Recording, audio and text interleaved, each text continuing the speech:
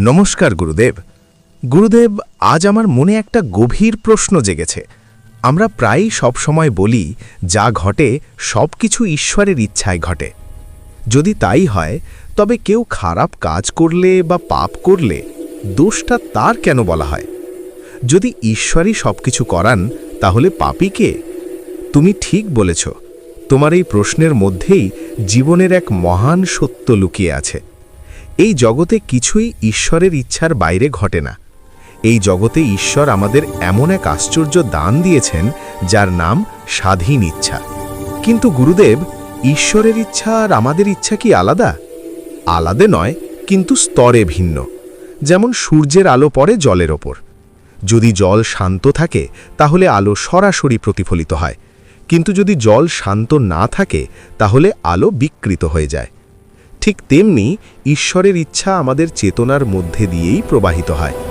কিন্তু আমাদের মনে অহংকার, রাগ, লোভ, এই সব মেঘ সেই আলোকে আড়াল করে দেয়। তখন আমরা ভাবি, যা করছি আমিই করছি, আমিই কর্তা।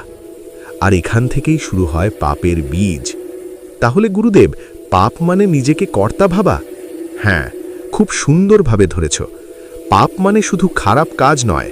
পাপ মানে সেই চেতনা যেখানে মানুষ ভাবে আমার ইচ্ছাই বড়। সে নিজেকে ঈশ্বর থেকে আলাদা ভাবে। হে বৎস, ঈশ্বরের ইচ্ছা হলো ঐক্য, আর পাপের ইচ্ছা হলো বিভাজন। গুরুদেব, তাহলে ঈশ্বর কি পাপীদেরও ভালোবাসেন? অবশ্যই ভালোবাসেন। ঈশ্বর হলেন অসীম করুণাময়ী। যেমন সূর্য আলো দেন ভালো খারাপ সবার জন্য। সূর্য বলেন না যে তুমি খারাপ, তোমাকে আলো দেব না।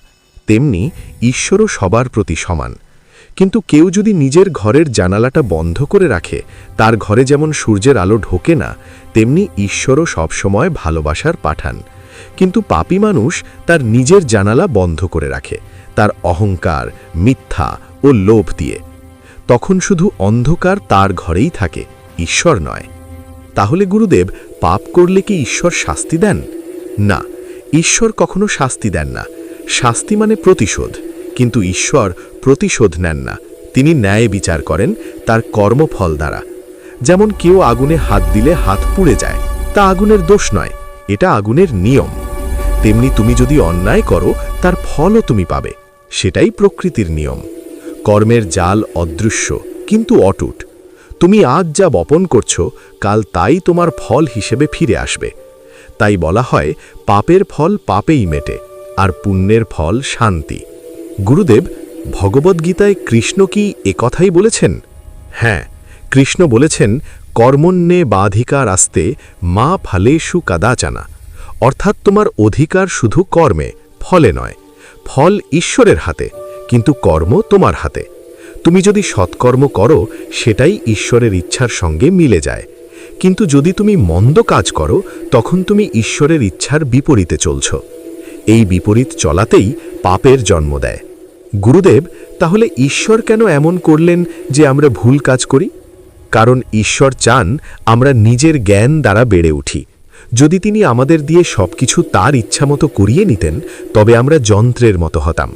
কিন্তু তিনি আমাদের আত্মা দিয়েছেন। সেই আত্মা তারই অংশ, যেন আমরা নিজের অভিজ্ঞতার মাধ্যমে শিখি, ভালো মন্দ বুঝি, সৎকর্ম করি, আর সব শেষে তার কাছেই ফিরে যাই। ভুল করা অপরাধ নয়, কিন্তু ভুল বুঝেও না শুধরানো, সেটাই মহাপাপ।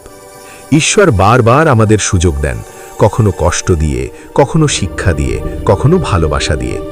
গুরুদেব, তাহলে কি পাপ করেও মুক্তি পাওয়া যায়? অবশ্যই যায়, কারণ যত বড় পাপ করো, ততই বড় করুণা ঈশ্বর দিতে পারে।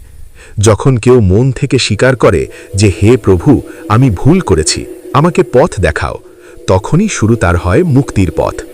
ভগবদ্গীতায় কৃষ্ণ বলেছেন, অহং ত্বা সর্বপাপেভ্য মৈক্ষামি মা শুচাহা।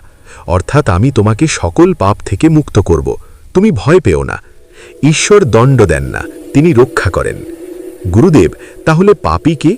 যে নিজের ভুল বুঝেও বদলায় না, যে অন্যের কষ্টে আনন্দ পায়, যে ঈশ্বরকে অহংকারে ভুলে যায়, সেই পাপী। কিন্তু যে বুঝতে পারে যে আমি ভুল পথে চলছি এবং সে ভুল পথ থেকে ফিরে আসে সত্যের দিকে, সে আর পাপী নয়। আর তখনই শেষ হয় তার পাপ। যখন মানুষ নিজের অন্তরে ঈশ্বরকে খুঁজে পায় তখন আর ভালো মন্দের দ্বন্দ্ব থাকে না, শুধু একটাই অনুভূতি থাকে যে সবই তার ইচ্ছা, আর আমি তার ইচ্ছার পথেই চলব। গুরুদেব, তাহলে কি সবই লেখা আছে আমাদের ভাগ্যে? না, ভাগ্য মানে শুধু অতীতের কর্মফল নয়, বর্তমানের কর্ম তারই অংশ। তুমি আজ যা করছো সেটাই তোমার আগামী দিনের ভাগ্য তৈরি করছে। ভাগ্য মানে নির্ধারিত দণ্ড নয়, তুমি চাইলে সেই ভাগ্যকে পরিবর্তন করতে পারো। কুরুক্ষেত্রের যুদ্ধে শ্রীকৃষ্ণ অর্জুনকে বলেননি যে সব আমি করব, তিনি বলেছেন উঠে দাঁড়াও, লড়ো, আমি তোমার সঙ্গে আছি। অর্থাৎ ঈশ্বর সাহায্য করেন, কিন্তু কাজ আমাদেরই করতে হয়। গুরুদেব, তাহলে ঈশ্বরের ইচ্ছা কিভাবে বুঝব?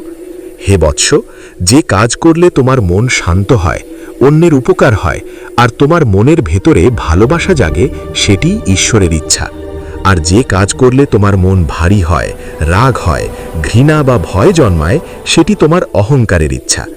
ঈশ্বরের ইচ্ছা সর্বদা শান্তির, আর মানুষের অহংকারের ইচ্ছা সর্বদা অশান্তির। গুরুদেব, তাহলে কি পাপ আর পুণ্য একসঙ্গে থাকতে পারে? না, যেমন আলো আর অন্ধকার একসঙ্গে থাকতে পারে না। যেখানে আলো আসে, অন্ধকার সরে যায়। তেমনি যখন ঈশ্বরের জ্ঞান জেগে ওঠে, পাপ নিজে থেকেই দূর হয়ে যায়। গুরুদেব, সবকিছু যদি ঈশ্বরের ইচ্ছায় হয়, তাহলে মানুষ কি করবে? মানুষের কাজ হল ঈশ্বরের ইচ্ছার সঙ্গে নিজেকে মিলিয়ে চলা। যেমন মানুষের কর্মে ভালোবাসা আনা, মানুষের চিন্তায় সত্য আনা, মানুষের কথায় করুণা আনা। যখন মানুষ এভাবে চলবে, তখন মানুষের কর্ম আর ঈশ্বরের ইচ্ছা এক হয়ে যাবে। তখন আর মানুষের মনে পাপ পুণ্যের ভাবনা থাকবে না, থাকবে শুধু শান্তি। গুরুদেব, আজ আপনার কথা শুনে আমার মন হালকা হয়ে গেছে। এতদিন মনে করতাম পাপ মানেই ঈশ্বরের শাস্তি। আজ বুঝলাম পাপ মানে নিজের ভুল পথে চলার অন্ধকার, আর ঈশ্বর হলেন সেই আলো যিনি অপেক্ষা করছেন যে আমি যেন সেই আলোর পথটা দেখি। তুমি সত্য ধরেছ। মনে রেখো, ঈশ্বর আর দূরে নয়, তিনি তোমার প্রতিটি নিঃশ্বাসে আছেন। যখন তুমি তার ইচ্ছার সঙ্গে নিজের ইচ্ছা মেলাও, তখনই তুমি পবিত্র, তখন তুমি পাপী নও, তখন তুমি আলোকিত আত্মা। গুরুদেব, আজ আমি বুঝলাম ঈশ্বরের ইচ্ছা মানে অন্ধ অনুসরণ নয়, জাগ্রত বিশ্বাস। গুরুদেব, আজ থেকে আমি চেষ্টা করব যেন আমার প্রতিটি কাজ ঈশ্বরের শুভ ইচ্ছার সঙ্গে মেলে। হ্যাঁ, এই চেষ্টাই তোমার মুক্তি। পাপ নেই, পুণ্য নেই, আছে শুধু শিক্ষা। যে শিখে যায় সে মুক্ত, আর যে শেখে না সে বারবার এই জগতে ফিরে আসে। তাই জেনে রাখো, ঈশ্বরের ইচ্ছা সর্বত্র। মানুষের পাপ অজ্ঞানতা থেকে জন্মায়। যখন জ্ঞান জাগে, তখন পাপ হারিয়ে যায়। যেমন সূর্য উঠলে অন্ধকার বিলীন হয়। তাই ঈশ্বরকে দোষ দিও না, তাকে উপলব্ধি করো, তিনি তোমার ভিতরেই আছেন। ভিডিওটা ভালো লাগলে একটা লাইক ও প্রাচীন স্টোরি চ্যানেলটাকে সাবস্ক্রাইব করে আমাদের সাথে থেকো। আর কমেন্টে জয় শ্রীকৃষ্ণ লিখতে ভুলবেন না বন্ধুরা। নমস্কার।